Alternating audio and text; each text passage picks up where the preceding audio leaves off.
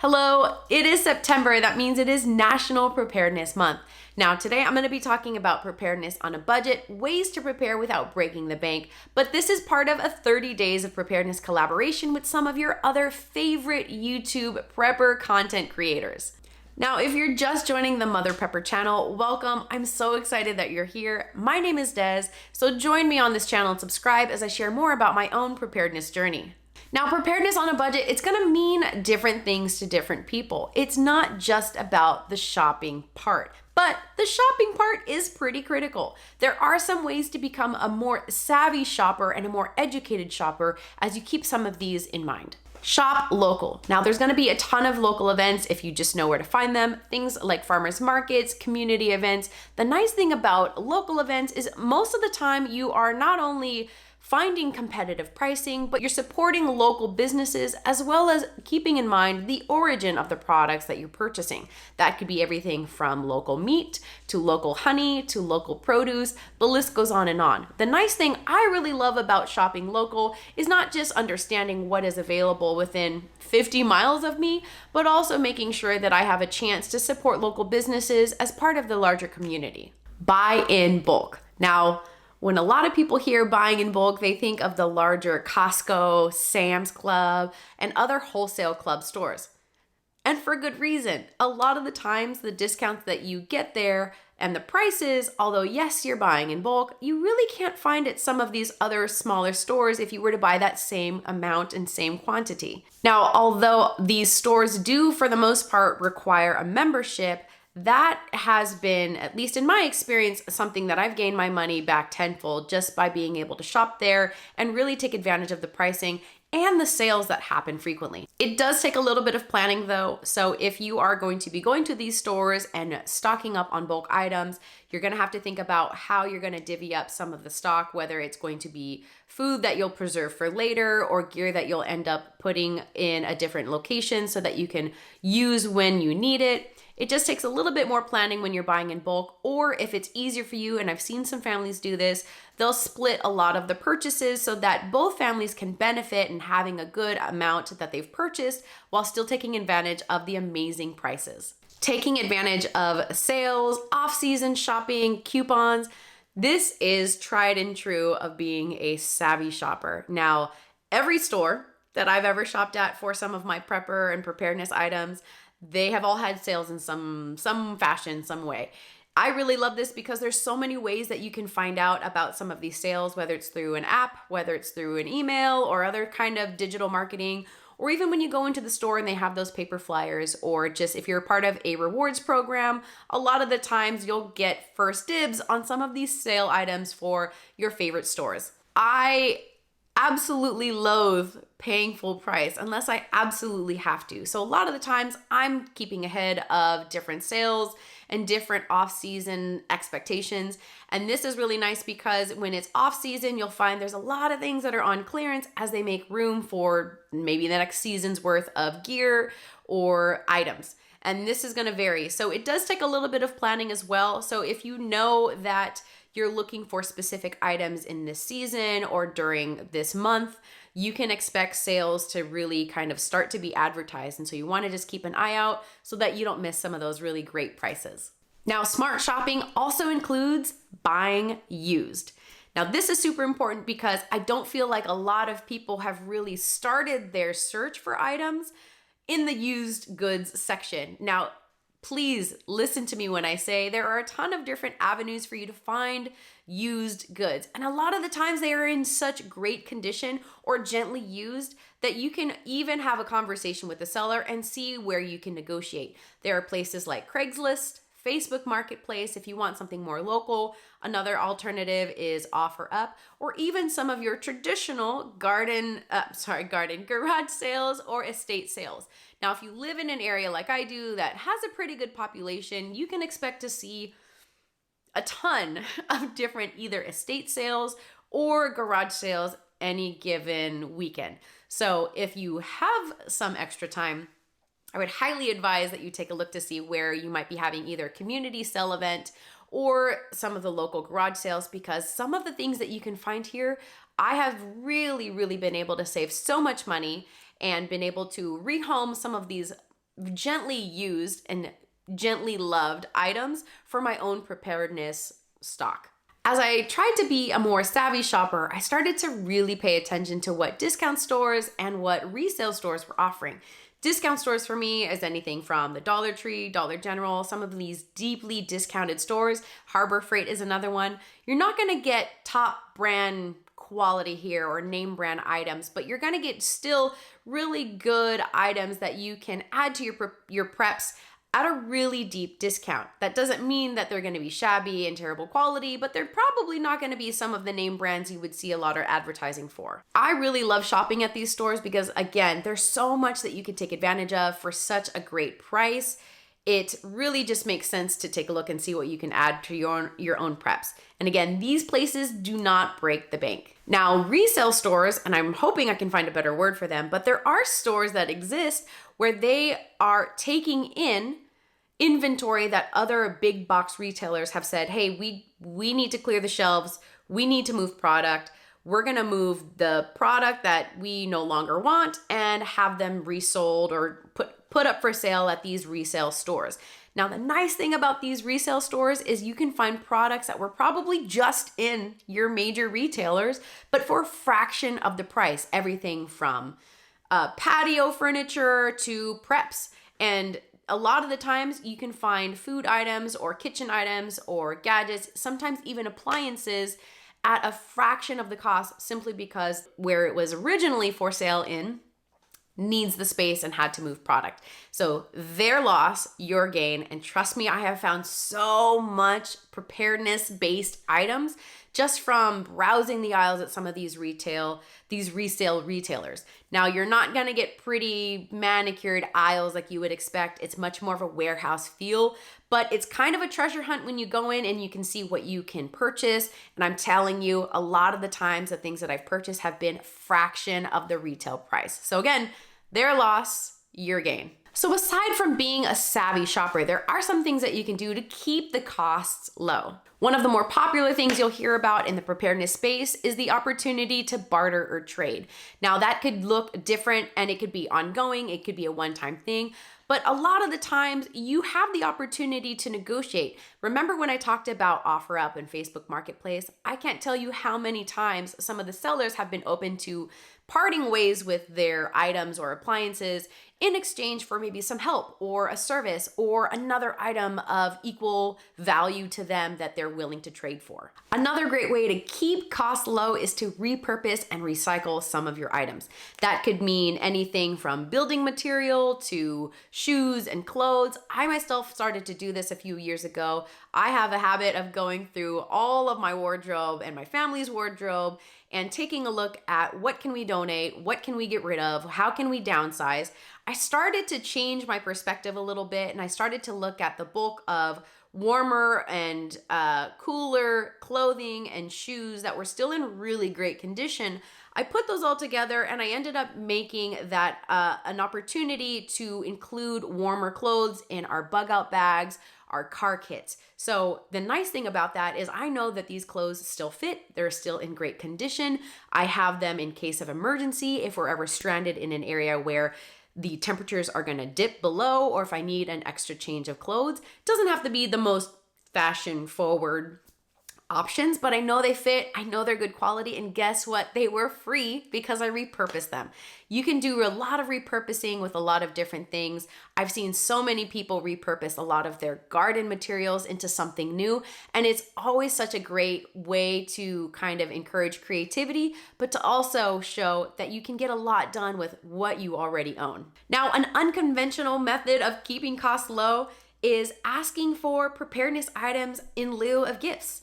I know it sounds simple enough, but there are so many times where, whether if somebody bought a new house or got married or had a new addition to their family, there are so many opportunities where you are in the spirit of gift giving, where that could be an opportunity to gift something of utility or a preparedness item. I myself have practiced this. If you're watching, and I know you in real life, if you've had either a housewarming or a wedding, anything of that nature, I always try to give gifts of utility. One of my favorite housewarming gifts for my friends and family when they purchase a home is to buy either smoke detector, carbon monoxide detector, I usually like to buy the combo, and fire extinguishers. Because trust me, I have yet to have a friend or family member say, this is a silly gift.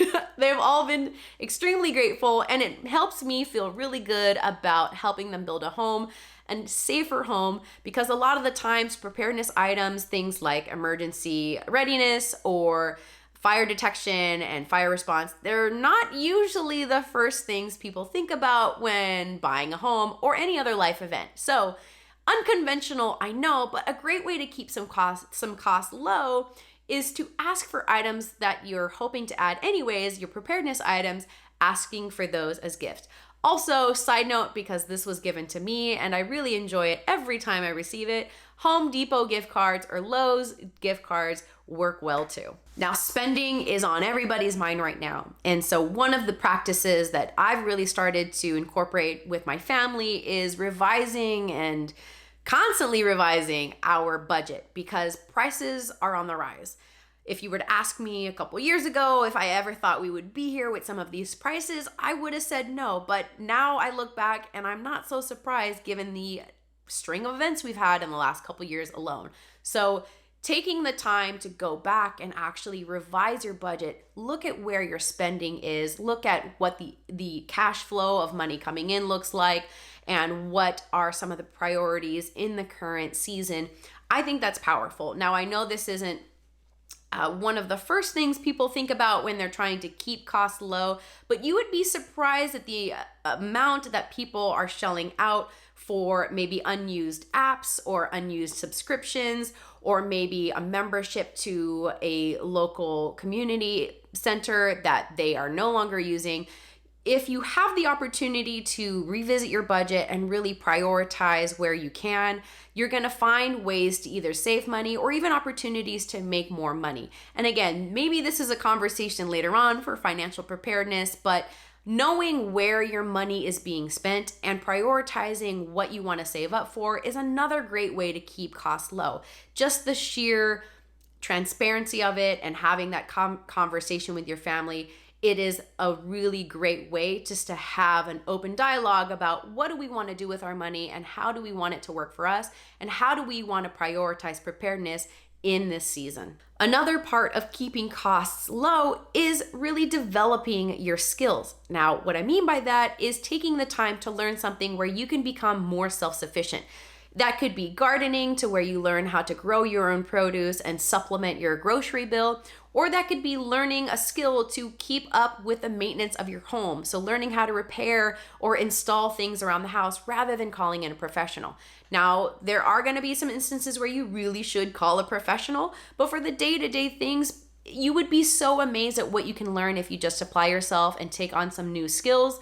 That way it saves you money, but it also helps you be that much more knowledgeable when things break around the house and easy maintenance things. Now, in this video, we talked about being a smart shopper and keeping costs low, but did you know there are some free things you can actually do starting today to help boost your preparedness on a budget? And what is cheaper than free? All right, so let's get into some of my favorites. Saving the condiments, saving the seasoning, the utensils, the wipes from takeout and from restaurants. I know this might sound like a lot of clutter, but trust me when I say I have been able to repurpose almost all of my saved seasoning and saved spices from takeout and restaurants. Now, I don't often get a lot of takeout, but when I do, I usually will ask for extra seasoning. Just like if you're getting pizza, get extra chili flakes or Parmesan or utensils, simply because I know I can repurpose this somewhere else.